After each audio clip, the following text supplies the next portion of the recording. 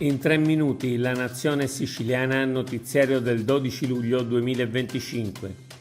PD, Movimento 5 Stelle, Ammennico Livari, prosegue la barbarie. Quando Crocetta era a processo con l'accusa gravissima di essere subalterno al sistema montante, il PD era in silenzio, votato al garantismo. Adesso che siamo ancora alla fase della chiusura delle indagini per la Amata e neanche a quella per Galvagno, ecco scattare la tipica doppiezza e il PD diventa giustizialista insieme ai sodali dei 5 Stelle e alla Vardera. Qualcuno arriva addirittura a chiedere le dimissioni di Schifani, barbarie senza ritegno.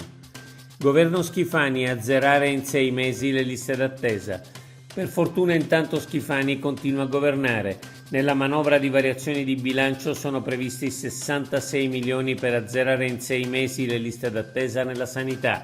Previsto un compenso di 100 euro per ogni ora di straordinario per i medici e 50 euro per gli infermieri. In questo momento gli esami arretrati hanno superato il numero di 180.000 ai quali vanno aggiunti i circa 30.000 ricoveri programmati non eseguiti. Il PD siciliano sempre più spaccato. Non si rimargina la ferita del PD in Sicilia. Anthony Barbagallo, ormai saldamente al controllo del PD 1, ha nominato una segreteria regionale di fedelissimi, escludendo gli oppositori del PD 2, che da mesi non partecipano più a nessun incontro, disertando persino il congresso regionale. Intanto il 21 luglio arrivano in Sicilia Stefano Bonaccini e Matteo Orfini, le cui correnti siciliane costituiscono l'ossatura del PD2 e Barbagallo non è stato invitato. Terna, investimenti in Sicilia per 3 miliardi e mezzo. Terna, gestore della rete elettrica, investirà in Sicilia più che in qualsiasi altra regione italiana.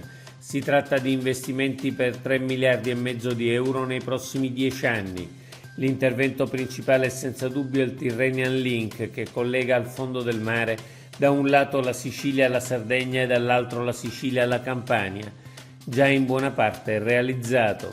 Altri interventi: il progetto Elmed, prima interconnessione tra Europa e Africa, e 2 nuovi elettrodotti. Nordio, 16 milioni per il recupero degli ex detenuti siciliani. Il ministro della Giustizia Carlo Nordio ha stanziato oltre 16 milioni di euro per percorsi di orientamento, formazione e housing sociale delle persone sottoposte a misure penali esterne o in uscita dagli istituti penitenziari e attivare una rete per favorirne il reinserimento socio-lavorativo. L'intervento è stato costruito attraverso una stretta collaborazione con il presidente della regione Renato Schifani, che ha espresso il suo apprezzamento. Continuano le aggressioni ai turisti a Palermo. Ritmo quotidiano per le aggressioni a turisti a Palermo. La notte scorsa un giovane ha tentato di violentare una ragazza svizzera e una famiglia di turisti australiani è stata aggredita in macchina e ha deciso di fuggire da Palermo. Altri 2 episodi: dopo l'inglese massacrato in piazza Indipendenza, i 4 portoghesi e la ragazza italiana rapinati, la coppia di canadesi derubati e malmenati. Non se ne può davvero più. Quando finirà? Oggi è tutto per l'informazione del quotidiano La Nazione Siciliana. Leggi tutti gli articoli sul nostro sito www.lanazionesiciliana.eu.